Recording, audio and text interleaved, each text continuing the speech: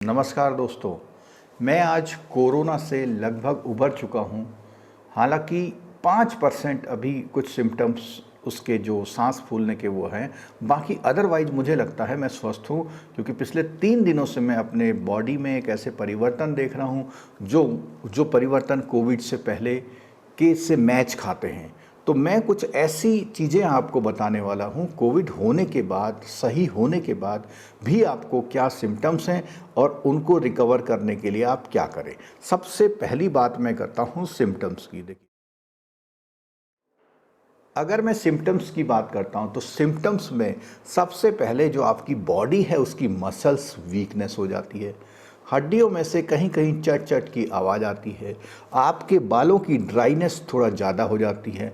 Skin को ऐसा दबा दो तो थोड़ी देर दबी रहती है, यानी डिहाइड्रेशन हो जाता है। उसके अलावा कुछ कुछ जो एक्सट्रीम केसेस हैं जिसमें कि आपकी याददाश्त में थोड़ा फ़र्क पड़ता है, आपका टेस्ट एकदम से नहीं आता है, और साथ साथ जैसे ब्लैक फंगस वगैरह वगैरह इस तरह की भी बीमारियां होती हैं। लेकिन अगर आप अपने आप को स्वस्थ महसूस कर रहे हैं तो क्या करें? सबसे पहले कोशिश करिए कि जिस काम में आप लगे थे, बने थे, कर रहे थे, अगर वो इन हाउस हो सकता है तो सबसे पहले उस काम को स्टार्ट कीजिए।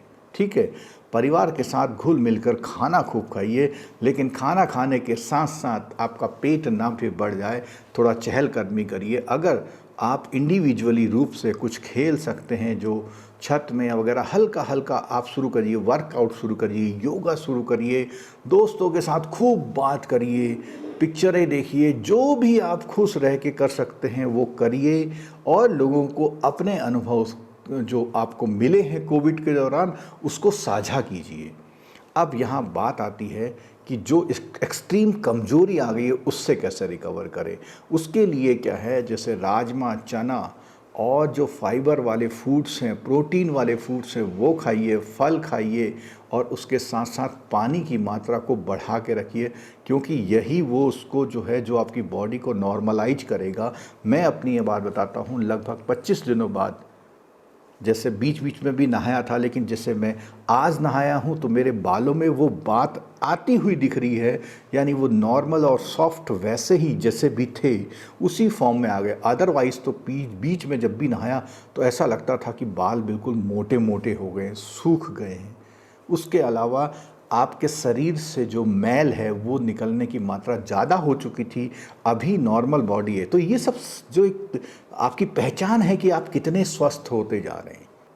दवाइयों का अगर कोर्स पूरा हो चुका है तो आप सप्लीमेंट के फॉर्म में, जैसे टॉनिक जैसी चीज़ हैं, या प्रोटीन पाउडर है, या प्रोटीन का लिक्विड है, वो भी ले सकते हैं।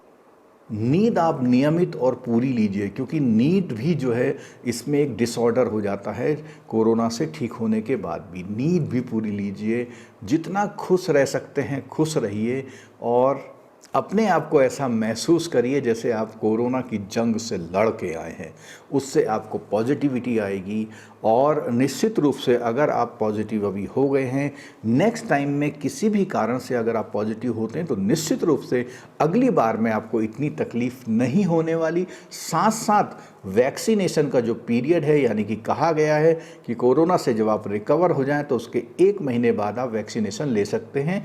तो आपकी चाहे पहली डोज हो चाहे दूसरी डोज हो, उसको कंप्लीट कर लीजिए, क्योंकि वैक्सीनेशन और आपको जो ये कोरोना हो चुका है, दोनों मिला के आपको शायद फ्यूचर में कोरोना हो या जुखाम की तरह होगा तो वो नॉर्मल, उसी जैसे कि नॉर्मल जुखाम बुखार होते थे उस तरह वो उतर जाएगा, आपको इस तरह से परेशान नहीं करेगा।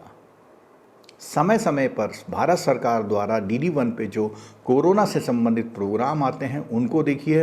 अन्य चैनल को मैं हाथ जोड़ के विनती करता हूँ, मत देखिए, कोई फ़र्क नहीं पड़ता आप देखते हैं या नहीं देखते।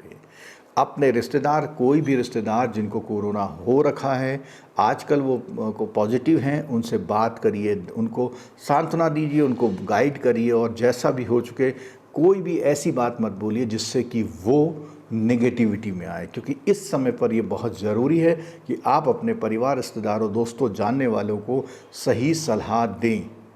व्यर्थ रूप से ऐसे किसी भी वीडियो या फेसबुक या कोई पोस्ट पर ध्यान मत दीजिए जिसमें कुछ भी कोई कुछ भी आकर कुछ भी बोल देता। ऑथेंटिक होना बहुत ज़रूरी है, और उस चीज़ की ऑथेंटिसिटी को जांच। कोरोना के पश्चात दी जाने वाली सरकारी सुविधाओं की जानकारी एकत्र करिए। खुद भी अगर उसमें से कुछ आप इस्तेमाल करना चाहते हैं तो इस्तेमाल करिए, और उसके साथ साथ अपने रिश्तेदारों को भी बताइए। उसके साथ साथ एक प्लाज्मा डोनेशन की बात है, अगर आप स्वस्थ हैं और आपको मन अच्छा लगता है तो प्लाज्मा डोनेशन में अगर कहीं ज़रूरत पड़ती है तो बिल्कुल आप दीजिए। और हाँ, जब भी आप हॉस्पिटल, वैक्सीनेशन, प्लाज्मा या कुछ के लिए जाएं, अगेन अपने मास्क को बिल्कुल प्रॉपर, बिल्कुल ये जो नाक का हिस्सा है यहाँ से कोई भी हवा घुसनी नहीं चाहिए, इस तरह जाएं, घर आने तक इसमें कोई भी डिस्टरबेंस नहीं होना चाहिए। तो दोस्तों, इसी के साथ जो पोस्ट कोविड एक्सपीरियंस है वो मैंने आपके साथ शेयर किया है। और भी कोई नई चीज़ आएंगी तो मैं शेयर करूंगा। ये वीडियो अगर जानकारी भरा लगे तो अपने रिश्तेदारों, दोस्तों को ज़रूर शेयर कीजिए, और अगर आपने अभी तक चैनल सब्सक्राइब नहीं किया है तो ज़रूर कर लीजिए। Thank you very much.